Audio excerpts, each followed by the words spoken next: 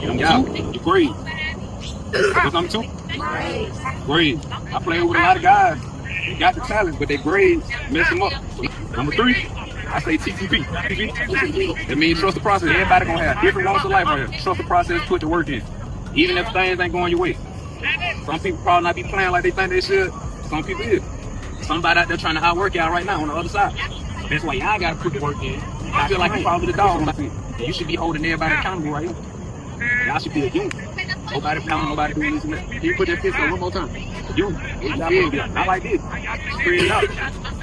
Y'all ain't gonna get nothing accomplished like this. Y'all feel like this, y'all can beat everybody. I played at AGS. Why is one of the most hyped college quarterbacks sitting quietly on an NFL practice squad?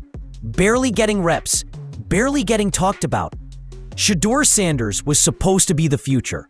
A dual-threat QB with ice in his veins, primetime DNA, and more swag than half the league combined. But now, he's a third stringer, benched, silent. And here's where it gets wild. Some believe it's all part of a bigger plan. Because when your dad is Deion Sanders, nothing happens by accident. From dominating HBCU football to lighting up the Colorado spotlight, and then suddenly disappearing into the NFL shadows, this story has twists, egos, loyalty, and maybe even sabotage. But what really happened to Shedeur Sanders? And why might his name be the one everyone's talking about by the end of this season? I'd say I'd just go back to the plan that we have in place for these guys when it comes to developing is acquiring as many valuable data points we can. Now, we know these things take time. So what is that going to look like at the end of the year? I don't have a crystal ball to tell you, and I don't do every opportunity we will have to evaluate them. We will take. None of them is going to take, a back seat in how we plan and program for them with the reps that we have. And then from there, we'll see what the spring brings, and we'll evaluate all possibilities like we always do. Before the headlines, before the Rolex flex and social media stardom, Shedeur Sanders was just a kid with a name to live up to and the pressure of a legacy on his back. But the spotlight didn't shake him. It fueled him. He first made waves at Jackson State University, where he played under his father, Deion, Coach Prime Sanders. Critics said he was only there because of his father, that he was a big fish in a small pond. But those doubts didn't last long, because Shedeur didn't just perform, he dominated. In his freshman year alone, he broke school records, threw over 3,000 yards, and put Jackson State on the national radar. Awards flowed in, so did cameras, so did expectations. And instead of hiding behind his father's fame, Shedeur leaned into it. Confident, composed, calculated. Concern myself with outside type of things. But I'm committed to his development, just like all of our rookies. So we'll continue to focus on getting our guys better. And that's what we'll stay committed to, and that's what's important to me. When Deion made the controversial move to leave Jackson State and take over at Colorado, most people thought Shedeur would struggle against higher-level competition in the Power 5. The Pac-12 isn't the SWAC, and the defenses weren't going to be forgiving. But Shedeur didn't blink. In his Colorado debut, he threw for over 500 yards against TCU, silencing critics and instantly becoming one of the most talked about players in college football. One game turned into a movement. Merchandise grew. NIL deals spiked. Every throw, every touchdown, every sideline moment was a headline. And through it all, Shedeur held himself like a pro already. Cool, sharp, with a poker face the media couldn't crack. But what came next, no one saw coming. Being the son of Deion Sanders comes with perks, but it also comes with pressure. And while most college athletes worry about getting their names noticed, it looked like Darnold did not know how to play football. So Arch Manning, especially in the first 3.5 quarters, he was seeing things. He didn't look comfortable. He didn't set and throw. He was completely off. Because he wasn't just a player. He was Coach Prime's son, the golden child of a football icon known for changing the entire culture around him. From day one at Colorado, Shedeur wasn't treated like a new quarterback. He was treated like a franchise. Interviews, endorsements, brand deals, and ESPN coverage before he threw a single snap in the Power 5. To the outside world, he looked untouchable. But inside the locker room, things were different. Teammates saw the cameras always pointed Shedeur's way. They heard his name in every presser. They watched him show up to media day wearing designer watches and fitted suits like an NFL vet. Some gravitated toward him. Others, not so much. There were whispers. Would he even start if he wasn't Deion's son? There were eyes rolling when his locker had custom branding plastered over it. And through it all, Shedeur stayed locked in, quietly outworking everyone, but never fully escaping the weight of that last name. Because when your dad is the coach and the spotlight, you're always one interception away from, see, he's only playing because of his father. But here's the thing, Deion never babied Shedeur. In fact, insiders say his expectations were brutal. Private film sessions, mid-game critiques, the moments the cameras didn't catch, those were the hardest. Coach Prime wasn't just building a player, he was building a leader who could survive the noise. But in trying to shine, the pressure started to crack the surface. And that's when everything changed. The season didn't start with cracks. It started with fireworks. Colorado shocked the world going 3-0, and Shedeur Sanders looked unstoppable. But the higher they climbed, the harder the fall. The offensive line? Horrendous. Shedeur was getting hit relentlessly, something even his dad couldn't sugarcoat. By week 5, he was sacked more than almost any quarterback in the nation. His body took a beating, and so did his confidence. In press conferences, Deion often praised his son, but even then, he couldn't hide the concern in his eyes. Shedeur wasn't just dodging defenders, he was dodging doubt. From sports radio hosts, from former NFL players, even from fans who once cheered his name. But it wasn't just about football. Shedeur had become a symbol. And when symbols falter, people get loud. His infamous moment flashing a Rolex watch at the opposing team, media loved it. Until the losses started rolling in. Then suddenly, he was cocky, spoiled, overhyped. Every mistake was amplified. Every misread was dissected like a national crisis. And while some players can ride out that heat, it's different when your last name is Sanders. Despite game-saving throws and jaw-dropping comebacks, no one seemed satisfied unless Shedeur was perfect. And behind the scenes, there were signs he was running on fumes. Rumors swirled about injuries, exhaustion, and frustration with how the offense was run. Even Deion publicly admitted his son was taking too many hits. And yet, week after week, Shedeur suited up. No excuses, no shrugging, just grit. But sometimes, toughness isn't enough to carry a program. Colorado crashed, finished the season 4-8. And Shedeur? Even with over 3,000 passing yards, scouts started asking questions. Was he really NFL ready? Or just well-packaged hype with a legendary last name? And when draft day came, the silence was deafening. For most quarterbacks who put up Shedeur Sanders numbers, the NFL would be a given. 31 touchdowns, over 3,200 passing yards, calm under pressure, even in a crumbling system. On paper, Shedeur should have been flying up draft boards, but that's not what happened. The 2024 NFL Draft came and went. The first round passed, then the second, then the third. Name after name, but no Shedeur Sanders. Some fans were stunned, others weren't, and the rumors started fast. Was it politics? Was it the prime time effect? Multiple reports suggested NFL teams were wary, not of his talent, but of the circus they feared would come with him. Cameras, docuseries, Dion's booming voice from the sideline. One anonymous scout allegedly said, "Drafting Shedeur means drafting the whole Sanders show, and not every team wants that."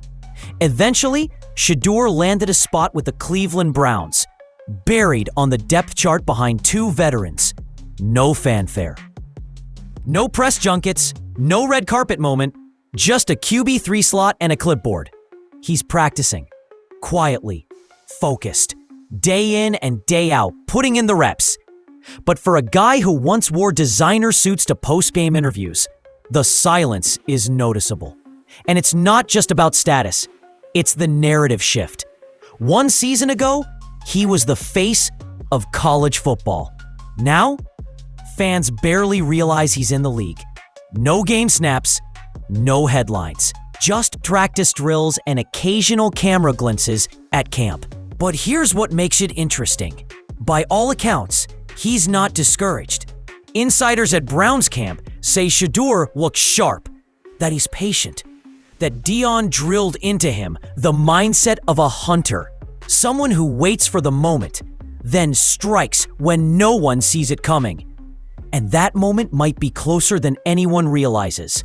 While Shedeur Sanders trains quietly on the sidelines, another name from Colorado has been making noise, but in a very different way.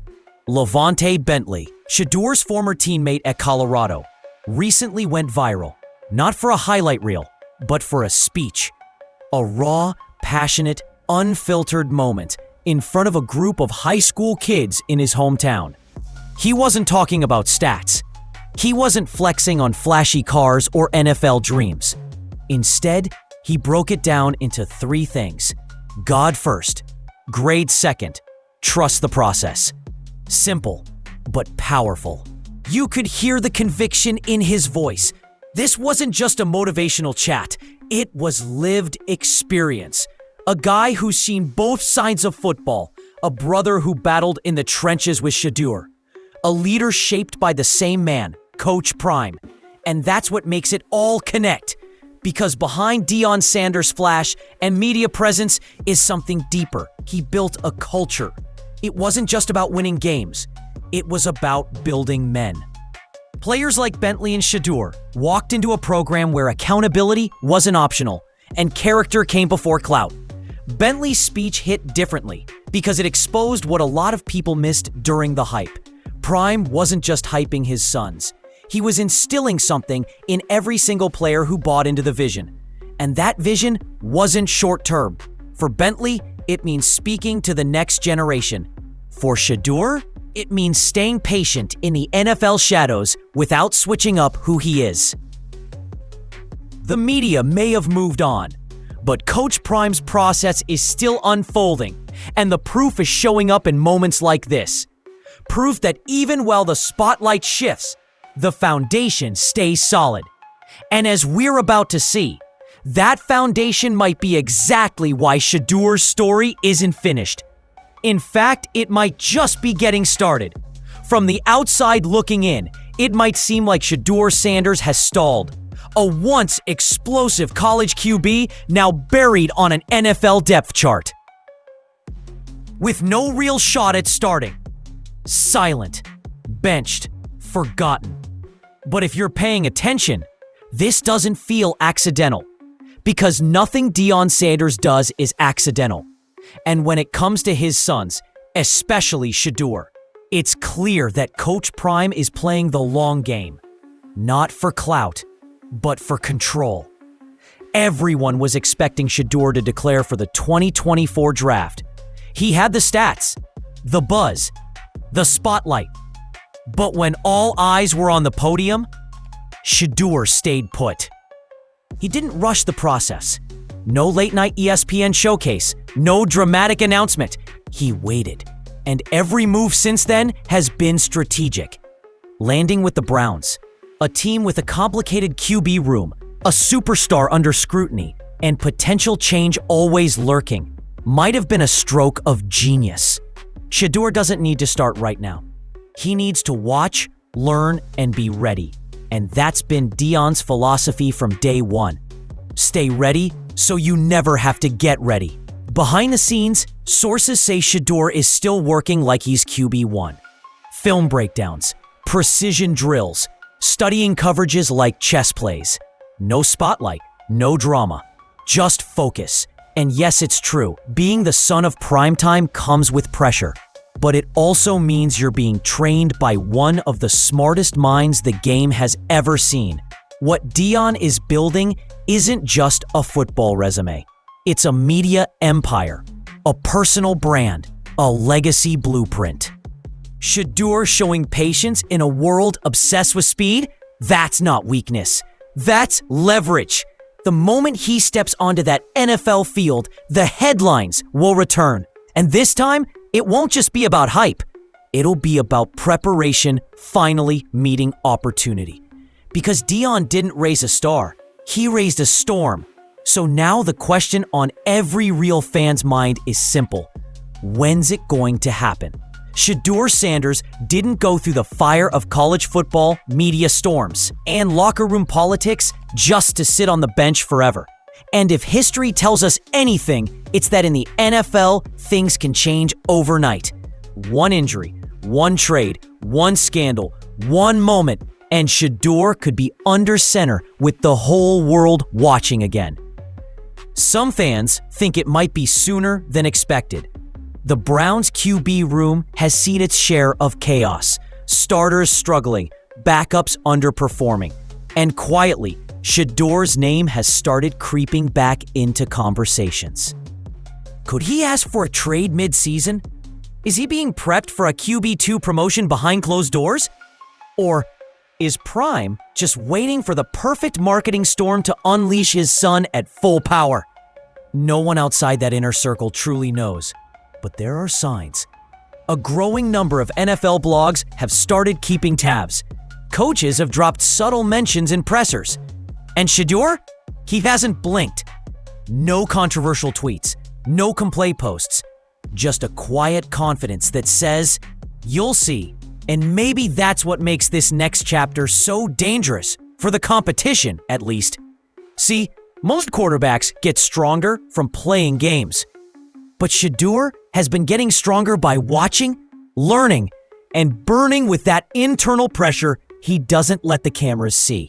He knows what people are whispering, that he's just a name, a brand, a story his father created. But here's the plot twist. Shedeur might be the one writing the ending. And when his number is finally called, and it will be, every second of silence will have served its purpose.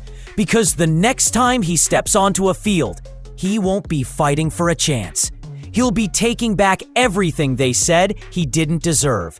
Shedeur Sanders was never just another college quarterback. He was a symbol, a lightning rod for hype, hate, and hope. The son of a legend, the face of a movement, and now a name whispered in the background, but still waiting to explode. Some people think his story already cooled off, that the Sanders era peaked in Boulder, and now we're just watching the fade out. But that's the mistake, because this, right now, is the quiet part before the storm. While the cameras move on and the media forgets, Deion Sanders is still coaching, still building, still planning. And Shedeur, he's not chasing headlines anymore. He's chasing the moment the world finally shuts up and watches what he's become. So now we'll leave you with this. Do you think Shedeur Sanders will get his shot this season? And if he does, is the league even ready for it? Drop your thoughts in the comments. Make sure you're subscribed, because when that moment hits, we'll be right here covering all of it. Until then, remember, sometimes the most dangerous players in the league are the ones nobody's talking about. Not yet, at least.